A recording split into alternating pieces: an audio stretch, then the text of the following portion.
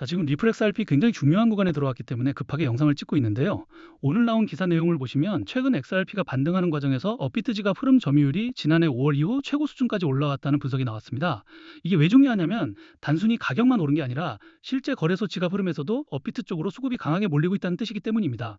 기사 내용을 보시면 XRP가 1.11달러에서 1.18달러로 반등하는 동안 업비트의 지갑 흐름 점유율은 13%에서 31%까지 상승했고, 반대로 코인베이스, 바이낸스, 크립토닷컴 같은 글로벌 거래소들의 점유율은 약해졌다는 내용이 나왔습니다. 즉, 지금 XRP 반등은 그냥 우연히 가격이 튄 흐름이 아니라 국내 거래소 중심으로 수급이 한쪽으로 쏠리면서 만들어지고 있는 반등이라는 겁니다. 그래서 지금 홀더분들은 이 구간을 절대 편하게 보시면 안 됩니다. 차트를 보시면 알겠지만 XRP는 계속된 하락 이후 1,700원대 부근에서 저점을 잡고 다시 1,850원대까지 반등이 나와주고 있습니다. 현재 가격은 1,850원대 부근이고 장중 저점은 1,760원대, 고점은 1,850원대까지 열렸습니다. 거래 대금도 1,600억 원 넘게 붙었기 때문에 이건 단순히 아무 의미 없는 반등으로만 보기에는 애매한 자리라는 거죠. 볼린저 밴드 기준으로 봐도 지금 자리는 중요합니다. 중심선은 1,770원대 부근인데 현재 가격은 이 중심선을 다시 회복한 상태입니다. 여기서 1,800원대 초반을 지켜주고 거래량이 계속 붙는다면 상단 밴드가 있는 2,000원대 부근까지도 다시 반등 흐름이 열릴 수 있는 자리라는 겁니다. RSI도 50선 부근까지 회복되면서 매수세가 다시 살아나는 흐름이 나오고 있습니다. 이 말은 아직 강한 과열 구간이라고 보기는 어렵지만 적어도 저점에서 공포 매물만 쏟아지던 구간은 어느 정도 지나가고 있다는 뜻으로 봐야 한다는 거죠. 자, 그런데 여기서 우리가 봐야 할 건 단순히 XRP가 3% 올랐다는 게 아닙니다. 진짜 중요한 건 지금 왜 다시 수급이 몰리고 가격 상승이 나오고 있느냐는 겁니다. 가장 큰 이유는 바로 시장 자체의 매도 압력이 낮아졌기 때문입니다. 실제로 XRP에 투자하고 있는 기업들의 트랜잭션과 포트폴리오를 보시면 IDG 캐피탈, SBI 홀딩스, 블랙록, 소프트뱅크, 판테라 캐피탈까지 많은 글로벌 기업들에게 투자를 받았는데요. 보시는 것처럼 이런 기관 자금이 유입되고 개인 투자자들의 매수세까지 같이 붙는 구간에서는 작게는 100%, 크게는 300%가 넘는 큰 가격 상승과 반등 흐름이 나와줬습니다. 자, 하지만 문제가 있었죠. 이렇게 가격 상승이 강하게 나왔을 때 기업과 고래들은 상승분에 대한 차익 실현과 작년부터 계속된 시장 전체적인 악재, 금리 이슈, 유동성 리스크, 중동 전쟁 리스크 같은 시장 리스크 회피를 위한 덤프 물량들을 매도할 수밖에 없었습니다.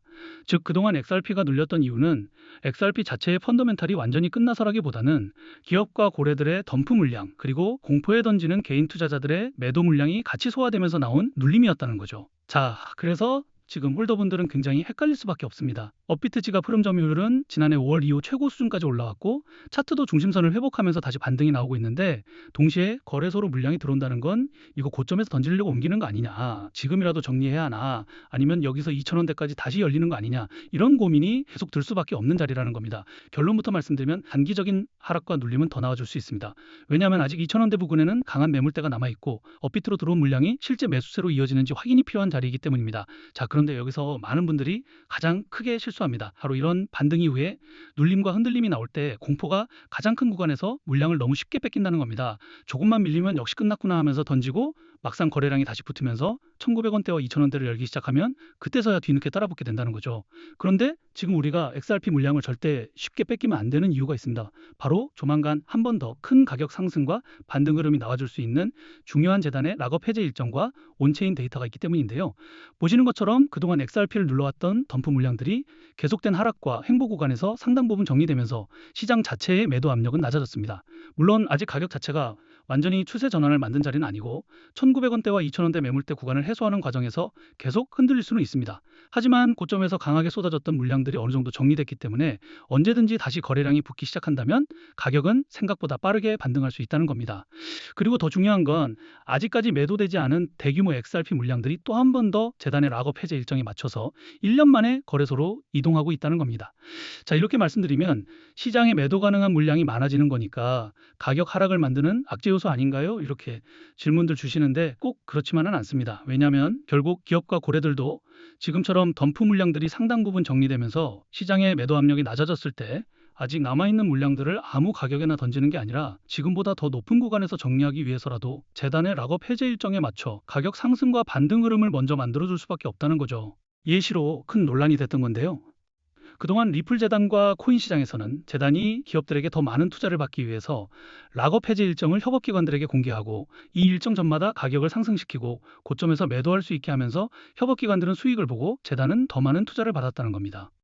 그리고 여기서 더 중요한 거는 가격을 상승시키기 위해서 허위 사실이나 오해 소지, 즉 가격 상승 기대감을 일으킬 수 있는 호재를 발표하면서 인위적으로 가격을 펌핑시킨 뒤에 가격이 상승하면 개인 투자자들에게 물량을 몽땅 팔아치우면서 많은 수익을 받았다는 거죠. 자, 그래서 이러한 재단의 일정과 함께 차트를 보시면 알겠지만 그전에도 기관들과 고래들은 투자했던 물량들을 락업 해제 일정에 맞춰서 거래소로 옮기고 큰 가격 상승과 반등 흐름을 먼저 만들어냈었는데요. 그리고 이번에도 또 한 번 더 그동안 시장을 눌러왔던 덤프 물량들이 어느 정도 정리되면서 매도 압력이 낮아진 구간에서 아직까지 매도되지 않은 대규모 XRP 물량들이 재단의 락업 해제 일정에 맞춰서 1년 만에 거래소로 이동하고 있다는 겁니다. 결국 기업과 고래들은 이 물량들을 아무 가격에나 던지는 게 아니라 더 높은 구간에서 정리하기 위해서라도 지금처럼 업비트 수급이 몰리고 거래량이 붙는 구간에서 가격 상승과 반등 흐름을 먼저 만들어줄 수밖에 없다는 거죠. 특히 차트를 보시면 XRP는 1,700원대에서 저점을 잡고 다시 1,850원대까지 반등이 나와주고 있습니다. 여기서 1,800원대 중심선을 계속 지켜주고 거래량이 붙기 시작하면 1,900원대와 2,000원대 매물대까지 생각보다 빠르게 열릴 수 있는 자리라는 겁니다. 자, 하지만 여기서 반드시 알고 가셔야 할 게 있습니다. 지금 업비트 수급이 붙고 가격이 반등한다고 해서 아무 기준 없이 따라붙을 자리도 아니고 반대로 거래소로 물량이 들어온다고 겁먹고 던질 자리도 아니라는 겁니다. 가장 중요한 건 기업과 고래들이 가격 상승을 만들어줄 때 고점에서 락업 해제 일정의 덤프 물량들이 본격적으로 매도되기 전에 반드시 대응을 해야 한다는 겁니다. 왜냐하면 이런 가격 상승은 천천히 오래 기다려주는 게 아니라 정말 순식간에 시세를 열어버리고 그 구간을 놓치면 대부분의 개인 투자자들은 뒤늦게 따라붙었다가 고점에서 덤프 물량이 매도될 때 가장 비싼 자리에서 물량을 받게 되기 때문입니다. 그래서 욕심 때문에 매도 타이밍을 놓쳐버리면 또 한 번 더 기업과 고래들의 덤프 물량과 함께 큰 가격 하락으로 손해를 볼 수밖에 없다는 거죠. 원래 락업 해제라는 건 투자자 보호가 목적이지만 결국 이런 정보를 모르셨던 분들은 올라갈 때 뒤늦게 매수하고 떨어질 때 공포에 던지면서 손해를 볼 수밖에 없던 구조였다는 거예요. 자, 그래서 제가 리플 XRP 커뮤니티에서 초기부터 활동하면서 이러한 재단의 일정과 함께 초기 투자 기업들의 트랜잭션과 포트폴리오 그리고 고래 지갑들의 물량 이동 흐름을 계속 체크해 왔는데요.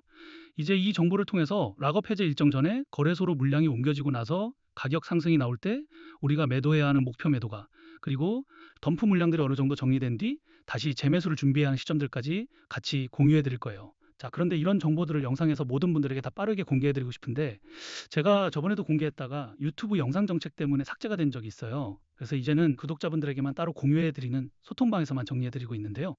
구독과 좋아요 아직 안 눌러주신 분들은 그냥 구독과 좋아요만 눌러주시고 여기 010-2145-2133 제 개인 번호로 리플이라고 단 두 글자만 문자 보내주시면 이런 정보들을 구독자분들에게만 따로 공유해드리는 소통방에 바로 초대해드리겠습니다.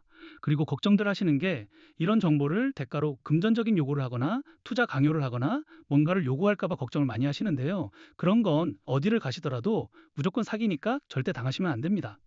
저는 그런 거 없고 그냥 채널의 성장을 위해서 구독과 좋아요만 눌러주시면 좋을 것 같습니다. 그리고 간혹 질문들 주시는 게 지금 XRP에 투자했던 기업이나 고래들이 그냥 거래소로 물량을 옮기는 걸 수도 있지 않냐는 건데요. 이게 만약 한두 기업이나 한두 고래 지갑만 움직인다면 그냥 그들의 사정에 의해서 그럴 수 있습니다. 그런데 지금처럼 업비트 지갑 흐름 점유율이 지난해 5월 이후 1년 만에 최고 수준까지 올라오고 여러 기업과 고래들의 물량 이동 흐름까지 같이 나타난다면 이건 단순한 우연으로만 보면 안 됩니다. 가격 상승과 반등을 만들어낸 뒤 더 높은 구간에서 물량을 정리하려는 흐름으로 같이 보셔야 한다는 거죠. 자, 그래서 제가 계속 강조드리는 게 바로 이겁니다. 지금 XRP는 업비트 수급이 붙었다고 아무 기준 없이 따라붙을 자리도 아니고 반대로 거래소로 물량이 들어왔다고 겁먹고 던질 자리도 아니라는 겁니다. 지금처럼 1,800원대 중심선을 회복하고 업비트 중심으로 수급이 몰리는 구간에서는 재단의 일정, 락업 해제 구간, 그리고 기업과 고래들의 트랜잭션과 포트폴리오를 반드시 확인하면서 대응하셔야 합니다. 왜냐하면 이번에도 이런 정보를 모르고 대응을 놓치게 되면 가격 상승이 나와도 고점에서 정리하지 못하고 다시 대규모 덤프 물량이 본격적으로 나올 때 큰 가격 하락으로 손해를 볼 수밖에 없기 때문입니다. 그리고 보시는 것처럼 이런 재단의 일정과 기업, 고래들의 물량 이동 흐름은 매주 매달 아무 때나 나오는 흐름이 아닙니다. 짧게는 몇 개월, 길게는 몇 년에 한 번씩 나오는 중요한 구간이기 때문에 우리가 이 구간을 놓치게 되면 다음에 또 언제 이런 큰 가격 상승과 반등 흐름이 나와줄지 모른다는 거죠.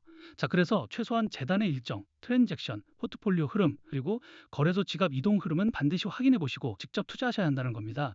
그리고 이런 정보들은 확인해 보는데 비용이 드는 게 아니기 때문에 부담 없이 확인해 보실 수 있고 제가 자신 있게 말씀드리고 있는 거예요. 대신에 그 정보가 여러분들 투자에 조금이라도 도움이 됐다고 하신다면은 그냥 채널 성장을 위해서 구독과 좋아요만 눌러주시면 좋을 것 같습니다. 그럼 오늘 영상은 여기까지고요. 영상 끝까지 봐주셔서 감사합니다.